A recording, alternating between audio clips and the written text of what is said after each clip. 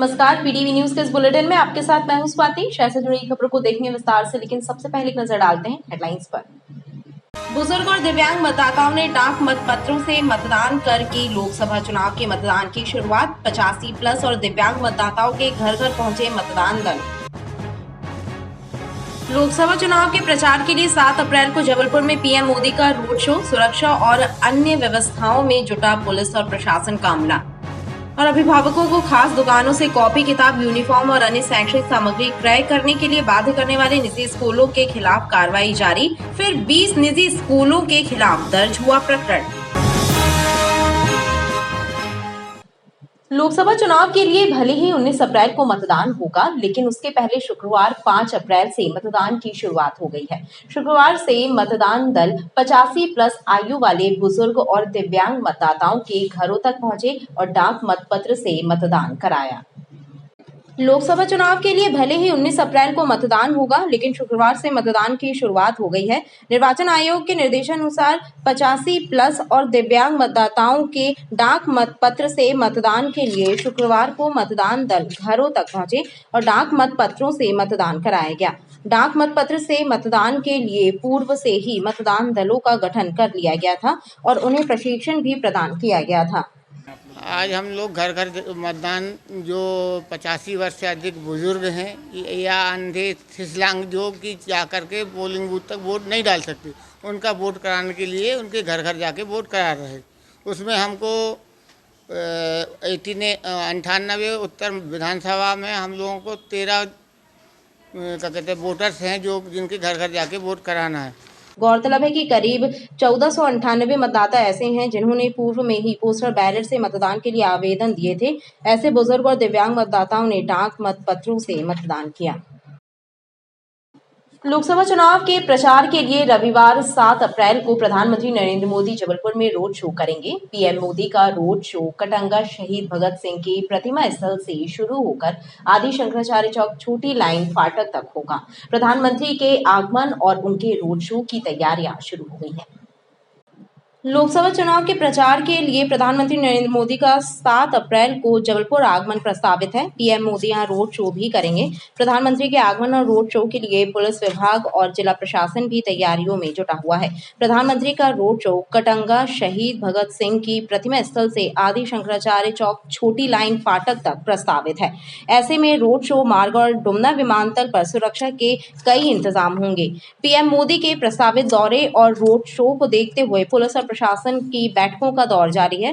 Control room में SP Aditya Pratap Singh ने police अधिकारियों की बैठक ली और आवश्यक दिशा निर्देश दिए। डाइवर्जन हो गए and then it is almost the same route, तो ये 19 किलोमीटर का रूट है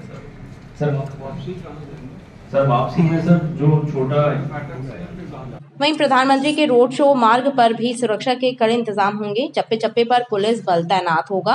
रोड शो मार्ग की बहुमंजिला इमारतों से पूरे मार्ग की निगरानी की जाएगी। इसके लिए आवश्यक कार्रवाई शुरू कर दी गई है।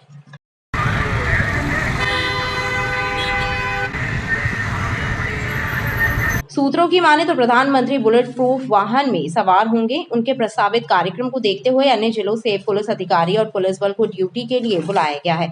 ऐसा बताया जा रहा है कि प्रधानमंत्री का रोड शो शाम 6 बजे शुरू होगा और वह 1 घंटे जबलपुर में रहेंगे। उनके आगमन और रोड शो की तैयारियां शुरू हो गई हैं। अभिभावकों को खास दुकानों से कॉपी किताबें, यूनिफॉर्म और अन्य शैक्षणिक सामग्री लेने बाध्य करने वाले निजी स्कूलों के विरुद्ध कलेक्टर दीपक कुमार सक्सेना द्वारा शुरू की गई कार्रवाई की मुहिम लगातार जारी है। अभिभावकों की शिकायत के आधार पर 20 और निजी स्कूलों के विरुद्ध निजी विद्यालय अधिनियम के तहत प्रकरण दर्ज किया गया है। अभिभावकों को खास दुकानों से कॉपी किताब, यूनिफॉर्म और अन्य शैक्षणिक सामग्री खरीदने के लिए बाध्य करने वाले निजी स्कूलों के विरुद्ध कार्रवाई का सिलसिला जारी है।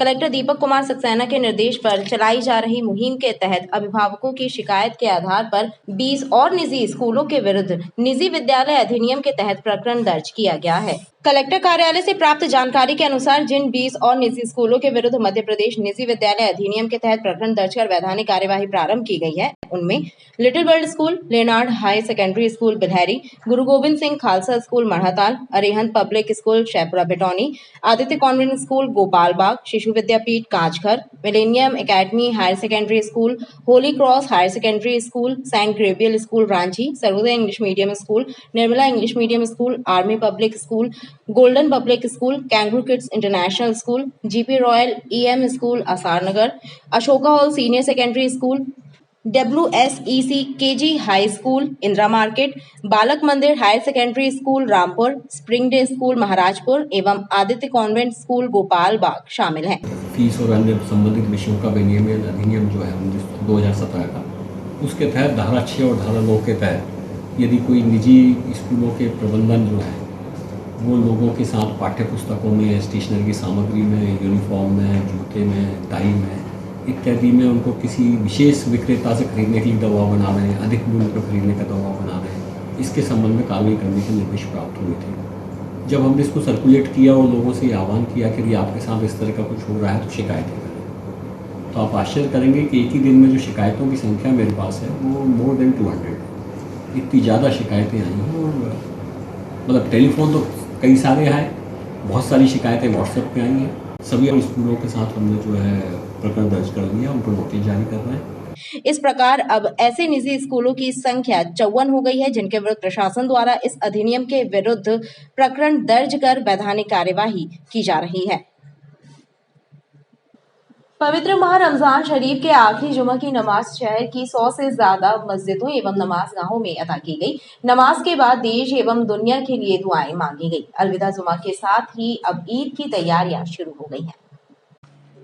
अलविदा जुम्मा का विशेष महत्व है। ऐसी मान्यता है कि जो लोग हज की यात्रा के लिए नहीं जा पाते, अगर वे इस जुम्मे के दिन पूरी शिद्दत और एहतराम के साथ नमाज अदा करें तो उन्हें हज यात्रा करने के बराबर सबब मिलता है। इसी धार्मिक मान्यता के चलते अलविदा जुम्मा की नमाज उत्साह पूर्वक अदा की गई। अकीदतमंदों ने देश और दुनिया के लिए अमन और खुशहाली की दुआएं की।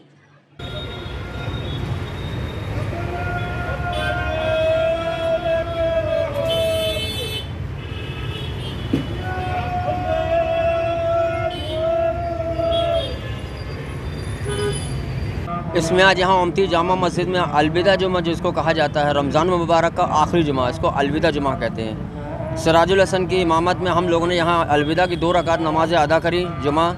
दुआ करते हैं अल्लाह ताला इसको कबूल फरमाए। और हमारे इस ख़ास करके मस्जिद के मेंबरान, इंतज़ामिया कमेटी, उसके सदर हमारे साथ खड़े हैं खालिद मुबीन साहब, जिन्होंने यहाँ काफ़ी अच्छा इंतज़ाम किया। पुलिस प्रशासन का उन्होंने सहयोग मांगा, उनकी अनुमति मांगी, जिनसे हम लोग ने रोडों में भी नमाज़ें अदा करी। आज यहाँ हमारे ओमती जामा मस्जिद में 200 से 2,500 लोगों ने नमाज जुमा अदा करी। मुल्क हिंदुस्तान बिलखुसूस हमारे खास जबलपुर के अमन शांति के लिए दुआएं मांगी गई। अलविदा जुमा के साथ ही अब ईद की तैयारियां शुरू हो चुकी हैं। अगले सप्ताह ईद मनाई जाएगी। गर्मी के कारण टाइफाइड और डिहाइड्रेशन के मरीजों की संख्या लगातार बढ़ रही है। चिकित्सकों का कहना है कि गर्मी के प्रकोप से बचने के लिए साफ स्वच्छ पानी का सेवन करें और बासी एवं दूषित खाद्य पदार्थों से परहेज करें, अन्यथा स्वास्थ्य बिगड़ सकता है। मौसम के मिजाज में लगातार बढ़ रही गर्मी के कारण बीमारियां पैर पसारने लगी हैं। जिला चिकित्सालय की ओपीडी में पहुंचने वाले मरीजों की संख्या पहले से 1.5 गुनी हो गई है, जिनमें टाइफाइड, डिहाइड्रेशन, तेज बुखार के मरीजों की संख्या बढ़ रही है। करीब 1.5 गुनी हो गई है संख्या ओपीडी में, और इसी के मरीज ज़्यादा आ रहे हैं। बच्चों में भी बहुत हो रहा है, उल्टी दस्त, तेज बुखार, ये ज़्यादातर केसेज अब आ रहे हैं। चिकित्सकों का कहना है कि बदलते मौसम के कारण सावधानी रखने की जरूरत है। दूषित पानी और दूषित बासे खाद्य पदार्थों से दूरी बनाए रखने में ही भलाई है। देखिए, गर्मी तेज पड़ रही है, इसमें सबसे ज़्यादा समस्या लोगों को होती है कि जो लोग बाहर चीज़ें खाते हैं उसमें थोड़ा सा अपना ध्यान रखें कि खुला हुआ जो भोज्य सामग्री बाहर रखी हुई है, मक्खियाँ हैं, ज़्यादा हो जाती हैं इस समय मक्खियाँ, तो इस समय टाइफाइड की बीमारी बहुत ज़्यादा होती है। इसके अलावा जो उल्टी दस्त के मरीज़ ज़्यादा संख्या में आने लगते हैं, क्योंकि पानी भी थोड़ा अशुद्ध होता है, तो उसका इस्तेमाल भी थोड़ा सा सचेत होकर करें। डिहाइड्रेशन का ध्यान रखें, दिन भर में कम से कम 4 लीटर पानी पिएं, क्योंकि पसीना बहुत आता है। बहुत से मरीज़ आते हैं हीट स्ट्रोक वाले, पसीना निकलने के कारण शरीर में पानी की कमी हो जाती है, जो जीवन के लिए खतरा भी बन जाता है।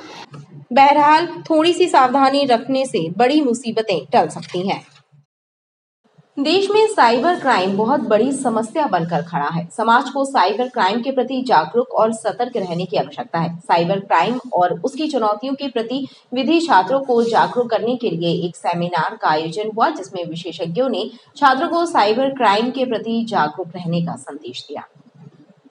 वर्तमान आधुनिकता के दौर में साइबर क्राइम एक बड़ी चुनौती बनकर सामने आ रहा है। साइबर क्राइम के प्रति लोगों को न सिर्फ जागरूक रहने की जरूरत है, बल्कि सतर्कता बरतने की भी आवश्यकता है। इसी उद्देश्य को लेकर विधि छात्रों के लिए एक सेमिनार आयोजित किया गया। इस सेमिनार में एक्सपर्ट्स ने छात्रों को साइबर क्राइम से सतर्क रहने के टिप्स बताए। सेमिनार में धर्मशास्त्र लॉ यूनिवर्सिटी के कुलपति मनोज सिन्हा और रानी दुर्गावती विश्वविद्यालय के कुलपति राजेश वर्मा बतौर अतिथि शामिल हुए। नेशनल सेमिनार कंडक्ट करवा रहे हैं हम लोग, और जिसका टॉपिक है emerging issues and challenges to cyber crime.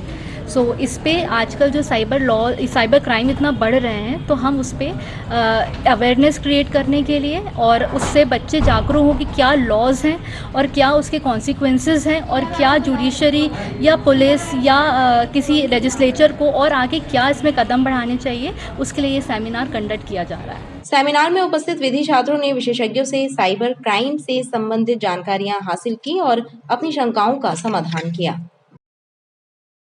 Madhya Pradesh और छत्तीसगढ़ राज्य के पेंशनर्स की विभिन्न मांगों और समस्याओं को लेकर पेंशनर्स एसोसिएशन जिला शाखा के पदाधिकारियों और सदस्यों की बैठक हुई। टाउन हॉल में राष्ट्रपिता महात्मा गांधी की प्रतिमा स्थल पर आयोजित इस मासिक बैठक में महंगाई राहत के भुगतान के मुद्दे पर प्रमुखता से चर्चा की गई। पेंशनर्स एसोसिएशन के पदाधिकारियों ने बताया कि छत्तीसगढ़ और मध्य प्रदेश के पेंशनर्स को जुलाई 2023 के स्थान पर मार्च 2024 से महंगाई राहत भुगतान की सहमति मध्य प्रदेश शासन को प्रदान की गई है, जिससे दोनों राज्यों के पेंशनरों को 8 माह के एरियर्स भुगतान से वंचित किया गया है, जिसे लेकर पेंशनरों में रोष व्याप्त है। अभी तो आपको सरकार ने कुछ 4% डीए दिया। हमने कहा सरकार का 4% डीए हमें नहीं चाहिए था, हमें तो 8% डीए चाहिए था, लेकिन 4% हमको क्यों भुगतान हुआ? फिर आप मध्य प्रदेश के कर्मचारियों को 1 जुलाई से पेमेंट कर रहे हो, वो आदेश जारी हो गए। 15 तारीख में आदेश जारी कर दिया सरकार ने, और 15 तारीख में ही हमारे आदेश जारी किया कि आपको मार्च पेड इन अप्रैल मिलेगा। ये अन्याय है कि नहीं? पानी की पाइपलाइन में सुधार कार्य कराने के लिए गढ़ा गंगानगर चौक पर खोदा गया गड्ढा अब हादसों का सबब बन रहा है। पाइपलाइन सुधार के बाद गड्ढा पूरा क्यों नहीं गया, यह बात आम जनों के लिए पहेली बनी हुई है। गढ़ा गंगानगर चौक पर पानी की पाइपलाइन में सुधार कार्य के लिए महीनों पहले खोदा गया गड्ढा अब तक पूरा नहीं गया है, जिसके चलते मुख्य मार्ग पर मिट्टी का पहाड़ बना हुआ है, जो हादसों का सबब बन रहा है। लेकिन जिम्मेदार अधिकारी और विभाग इस ओर ध्यान तक नहीं दे रहे। एक सेकंड।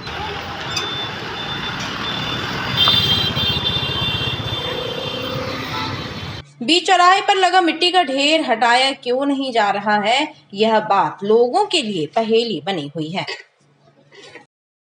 गढ़ा थाना क्षेत्र में देर रात एक युवक पर बदमाशों ने चाकू से हमला कर दिया। घटना के बाद युवक लहूलुहान हालत में थाने पहुंचा और रिपोर्ट दर्ज कराई। पुलिस ने घायल को इलाज के लिए भेजा और प्रकरण दर्ज कर मामले की जांच शुरू कर दी है। गढ़ा थाना क्षेत्र में देर रात ऋषि बर्मन नामक एक युवक पर कुछ बदमाशों ने चाकू से हमला कर दिया। वारदात को अंजाम देकर बदमाश भाग खड़े हुए। घटना के बाद ऋषि लहूलुहान अवस्था में ही थाने पहुंच गया और उसने हमलावरों के विरुद्ध नामजद एफआईआर दर्ज कराई। घायल ने बताया कि उस पर अचानक हमला किया गया, जिससे उसे गंभीर चोटें पहुंची।